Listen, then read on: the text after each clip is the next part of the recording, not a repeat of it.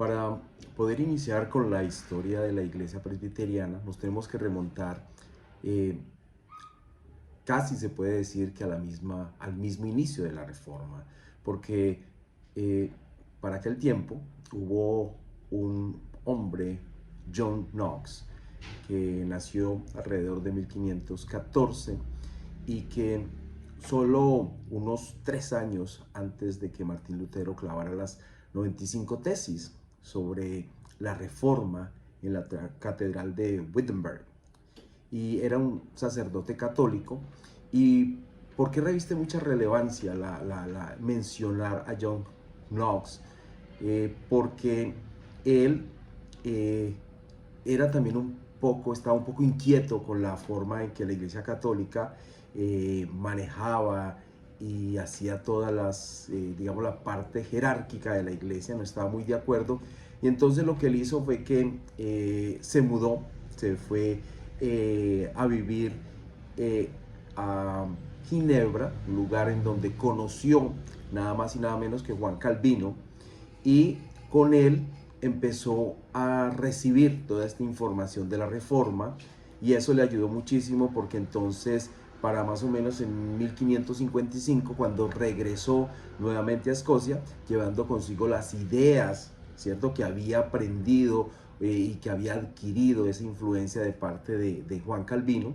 Entonces, al regresar nuevamente a Escocia, pues él empezó a poner en práctica todas estas influencias, todo este aprendizaje de Juan Calvino y de la Reforma, y entonces le ayudó muchísimo, y muy pronto empezó a contar con muchos adeptos, y que empezaron a entender lo que esa misma inquietud que él tenía, que era que había muchos abusos por parte de la Iglesia de Roma. Y en poco tiempo, todas estas personas que se empezaron a adherir a esa influencia que él traía de Juan Calvino y de la Reforma, entonces esa influencia creció, y más o menos para 1560, ¿sí? Estamos hablando de alrededor de 5 años después de que él regresa a Escocia, entonces el Parlamento de Escocia adopta la confesión, una confesión de fe protestante, que hoy se conoce como la Confesión Escocesa. Para el final de ese mismo año, el gobierno presbiteriano entonces ya se había instaurado en la iglesia de todo el país. Y hay algo muy interesante que debemos tener en cuenta, y es que ellos empezaron a instaurar este nuevo gobierno bajo un lema, que podemos llamarlo así, que era el lema de por la corona de Cristo y por su pacto. ¿Qué querían decir con esto? El llamado era que no podía haber por encima de, de, de, de, de Cristo nadie. No podía estar ni el Papa, ni el presidente, ni ninguna clase de monarquía. Esto, por supuesto, trajo ciertas pugnas, ¿no? Y con esa necesidad que había entonces de parte de la monarquía y de la iglesia de seguir teniendo el control, entonces en general algunas pugnas y algunas luchas, ¿cierto? Y como ellos seguían insistiendo que Cristo es rey sobre su iglesia, entonces que no podía haber ninguna otra clase de dirección, que no había podido haber otra clase así de reinado. Entonces eso generó unas pugnas, y que esas pugnas tenemos aquí que también recordar que entonces llegaron a una situación conflictiva también con la iglesia anglicana, porque la iglesia anglicana, tenemos que recordar entonces que era una iglesia que tenía una estrecha relación con la monarquía de aquel momento. Entonces aquí vamos viendo cómo se empieza a generar ya el nacimiento de lo que sería la iglesia presbiteriana. Entonces, ¿qué sucede? De todas estas pugnas entre lo que era la gobernabilidad, la monarquía, la gobernabilidad y también la jerarquía eclesial, ¿sí?, de la iglesia de Roma. Entonces, por ejemplo, podemos mencionar que dentro de estas situaciones, por allá en el siglo XVII más o menos, el rey Jacobo VI de Escocia quiso instaurar un gobierno episcopal de tipo anglicano en la iglesia presbiteriana de Escocia, lo cual generaba pugnas, y seguidamente, más o menos para 1637, su hijo Jacobo, el hijo de Jacobo, Carlos I de Inglaterra, intentó obligar a la iglesia de Escocia a usar el libro de oración común de la iglesia anglicana, lo que desencadenó, como podemos ver, en unas revueltas y unas situaciones muy difíciles que a la final, ¿sí? Luego los escoceses presbiterianos enviaron tropas para apoyar la guerra civil inglesa, poniéndose del lado de Oliver Cromwell, que era puritano. Entonces estamos viendo cómo el nacimiento de la iglesia presbiteriana no fue algo muy fácil, ni fue algo como podríamos decir que fue el resultado de un grupo que se reúne, empieza a orar, a buscar del Señor. No, fue una serie de situaciones que tenemos que mencionar, políticas, religiosas, pero que estuvieron presentes. Vamos a ver también que con el tiempo la confesión de los escoceses sería reemplazada por la confesión de fe de Westminster y los catecismos mayor y menor que fueron formulados por la asamblea que se reunió entre 1643 y 1649. Entonces, al respecto es muy importante mencionar la influencia de la confesión de fe de Westminster, right, que tuvo sobre la iglesia presbiteriana. En 1643, el parlamento inglés convocó a teólogos piadosos, doctos y de testimonio para que se reunieran en la abadía de Westminster para dar su opinión sobre la cuestión de adoración, doctrina, gobierno, disciplina y de la iglesia de Inglaterra, ¿no? Entonces fue una reunión que hubo de parte de estos ministros, ¿no? Que reunían estas características para poder entonces analizar estas cuestiones, ¿no? sobre lo que era la parte de la metodología, ¿no? La adoración, la doctrina, el gobierno, ¿no? Sus reuniones se llevaron a cabo a lo largo de 5 años, más o menos, donde produjeron una confesión de fe, así como un catecismo mayor y un catecismo menor. Por más o menos 3 siglos, varias ramas del protestantismo, ¿cierto?, a lo largo del mundo han adoptado la confesión de fe de Westminster y sus catecismos como su estándar de doctrina, ¿no? Entonces podemos ver que la influencia de esta reunión que se dio para aquella época realmente fue muy importante, por lo que generaron después en las iglesias y denominaciones de las cuales todavía pues muchos seguían, ¿cierto?, tomando esta confesión de fe como su punto de partida, ¿no? Entonces, esa confesión, right, fue un estándar, ¿cierto?, para su ordinado, para la doctrina de la iglesia de Escocia, y ha influido sobre las iglesias presbiterianas de todo el mundo. Pero esa confesión no evitó las tensiones. Eso es lo que tenemos que tener en cuenta. Es decir, siguieron habiendo tensiones, aun cuando las diferentes denominaciones e iglesias tomaban esta confesión de fe como su base. Y estas tensiones entre la iglesia anglicana y las disidencias, ¿cierto? Recordemos que la iglesia anglicana tenía ese vínculo tan fuerte con lo que era la monarquía. Entonces empezaron a haber esas situaciones conflictivas, y los presbiterianos congregacionalistas, y bautistas ingleses llegaron a ser conocidos todos ellos como los no conformistas. Oiga bien, los no conformistas. ¿Por qué no conformistas? Porque sencillamente entonces no querían acogerse a lo que era esa influencia, ¿cierto?, de la iglesia anglicana y de la monarquía por aquel tiempo. Entonces, puesto que ellos no se querían acoger, ¿cierto?, a el acta de uniformidad de 1662, que establecía a la iglesia de Inglaterra como la única iglesia aprobada legalmente.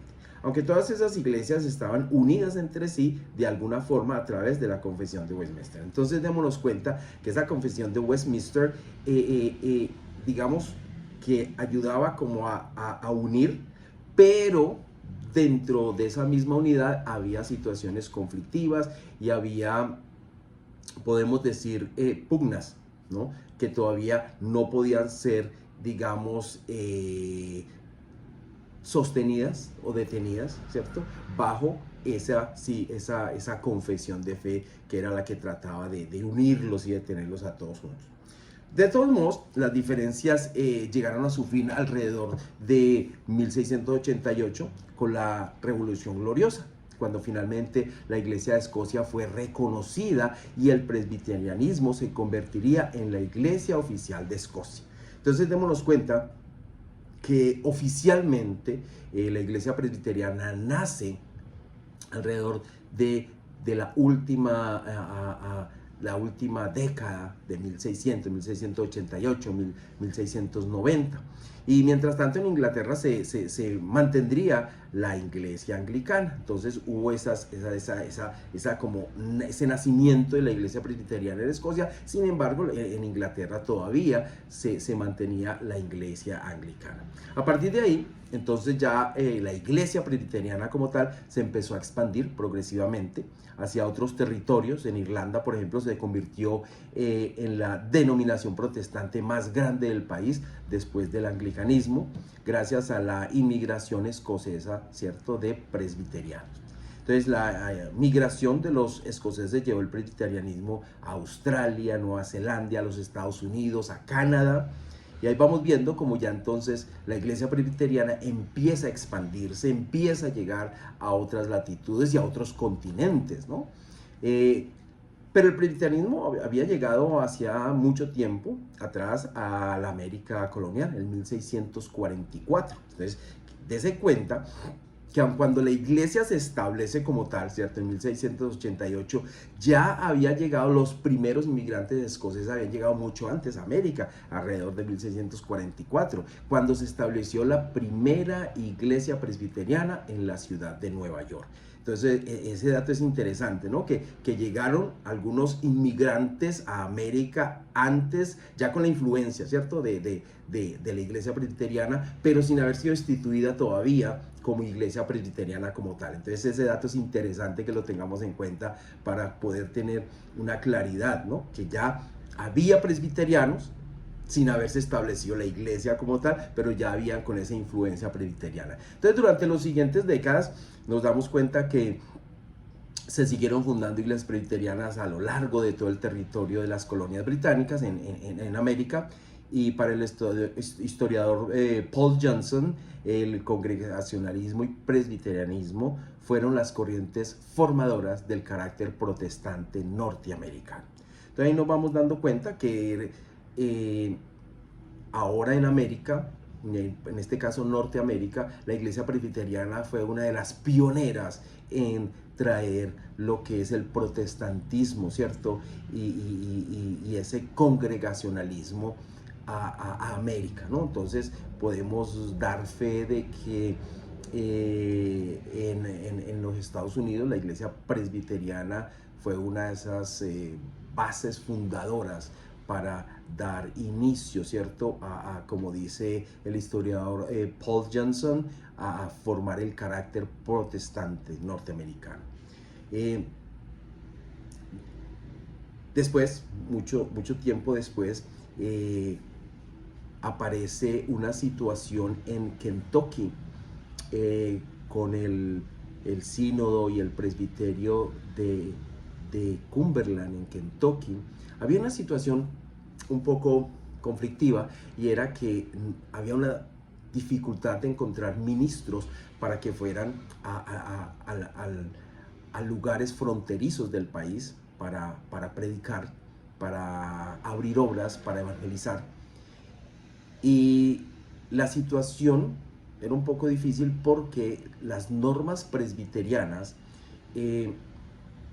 pedían que para que un ministro fuera ordenado y pudiera empezar a ejercer como ministro, debía tener estudios especializados, lo que llamaríamos ahora estudios universitarios, pero era difícil y los que terminaban los estudios no se querían ir a esos lugares remotos. Sin embargo, había iglesias como la iglesia bautista y había también la iglesia metodista ellos habían estado enviando ministros, y como no tenían esa reglamentación de la iglesia presbiteriana, sino ellos podían enviar ministros que digamos que no tuvieran tan altos tan altos estudios. Entonces ellos empezaron a trabajar allá y a abrir obras, y la iglesia, el presbiterio de Cumberland empezó a ver eso y dijo, pero espere, vamos a hacer como ellos. Entonces no era tampoco que enviaban personas por enviarlas, no, enviaban primero personas que tenían el llamado, y segundo, que tenían estudios, lo que sería lo que llamaríamos ahora estudios, por ejemplo, no de un seminario, sino de un instituto.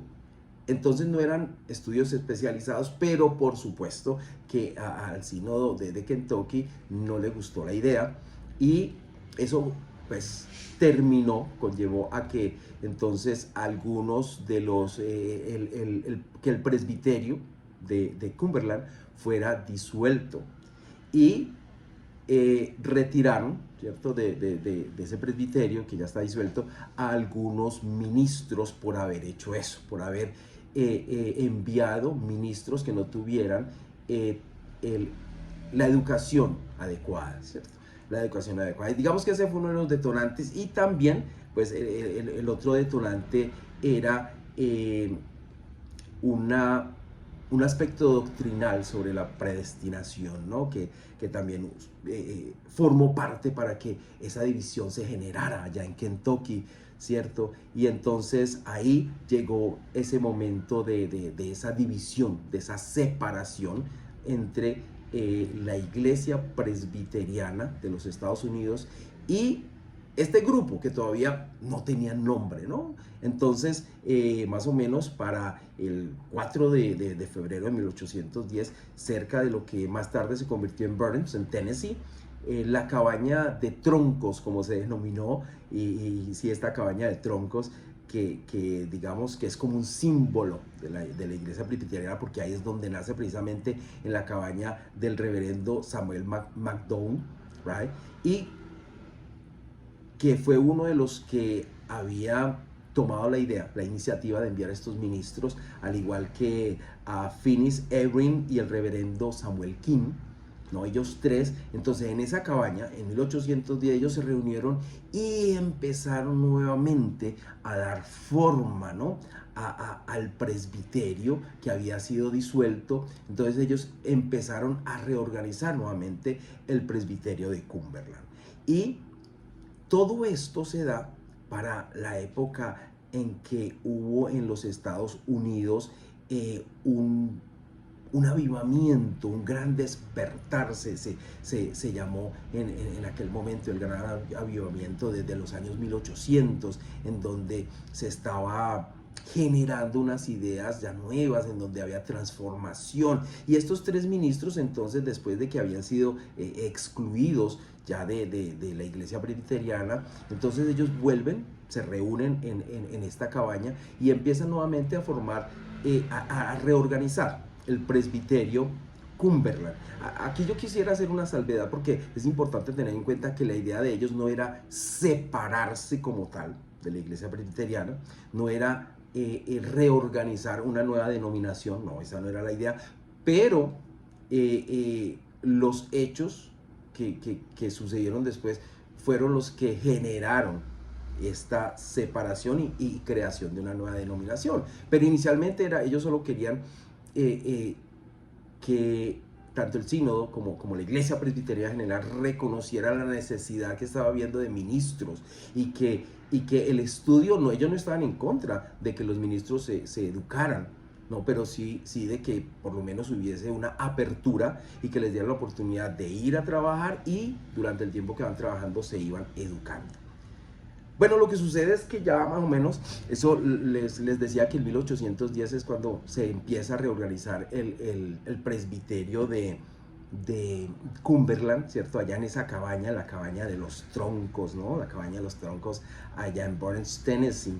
Y fue algo muy interesante porque el Señor empezó a bendecir, y más o menos la denominación presbiteriana Cumberland, en 1813, solo 13 años después, ya se convirtió en un sínodo, en el sínodo de Cumberland, ¿no? Y la denominación presbiteriana Cumberland en 1829, cuando se estableció la Asamblea General de la Iglesia Presbiteriana Cumberland, imagínense, solo estamos hablando de, parece que fuera mucho, yo sé que parece que fuera mucho, 30 años, pero pasaron solo de 1810, perdón, 30 no, 20 años a 1830 y ya se había generado un presbiterio, se había reorganizado un presbiterio y un sínodo. Y entonces, como nació en ese lugar, por eso se tomó el nombre de Cumberland.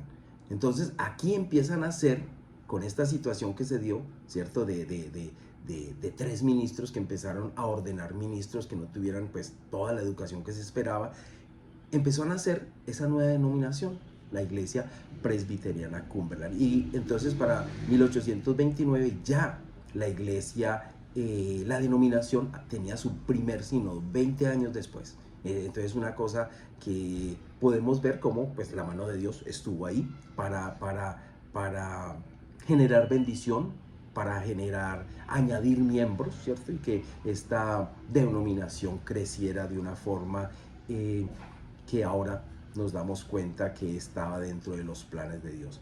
Más o menos